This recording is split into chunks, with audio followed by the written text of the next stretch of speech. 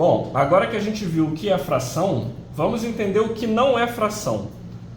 Dê uma olhada nessas duas figuras que eu desenhei aqui. As duas são exatamente iguais.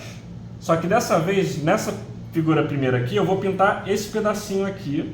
E nessa outra figura, eu vou pintar esse pedaço aqui.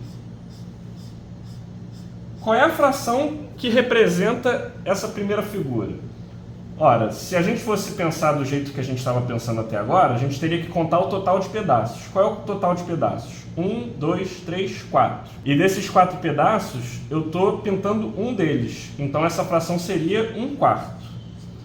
E essa segunda aqui? Ora, o total de pedaços não mudou. Ainda é 1, 2, 3, 4. E desses 4 eu estou pintando também 1. Então aqui também seria 1/4. Mas tem algo muito errado nessas figuras, não é? Se eu falar que eu comi 1/4 e apontar para essa pizza, parece que eu comi muito menos do que se eu falar que eu comi 1/4 e apontar para essa pizza. Então, as quantidades de pizza são diferentes, apesar da fração ser igual. E o motivo disso é que, na verdade, isso aqui não pode ser escrito em forma de fração. Para ser fração, todos os pedaços da minha pizza têm que ser do mesmo tamanho. Então, se eu quiser realmente desenhar 1/4, eu vou ter que dividir esse pedaço, eu vou ter que dividir essa pizza igualmente. E agora sim, eu posso pintar 1/4. Então, na fração, a divisão sempre é justa. Toda vez que a gente divide alguma coisa, tem que ser em pedaços iguais. Se você vê uma figura em que um pedaço é maior do que o outro ou menor do que o outro, a gente não pode escrever isso em forma de fração. Uma outra coisa interessante de se observar é que quanto mais a gente divide uma coisa, menor vão ficando os pedaços. Vamos dar uma olhada. Vamos começar sem dividir em nenhum pedaço. A pizza toda é o nosso único pedaço que a gente tem, porque a gente não dividiu ela. Então é o maior que pode ser.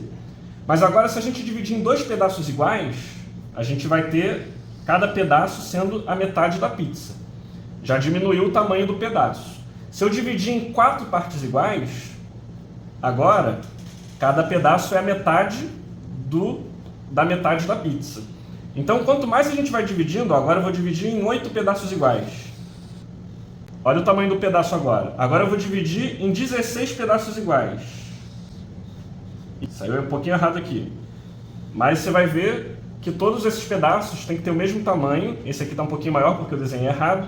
Mas todos eles têm mais ou menos o mesmo tamanho. E quanto mais a gente divide a nossa pizza, menor eles vão ficando. E o contrário também. Quanto menos a gente divide, maior vai ficar o nosso pedaço. Agora uma pergunta também sobre isso. Quem vai comer mais? Quem comeu 1/3 ou quem comeu 1/4 da pizza?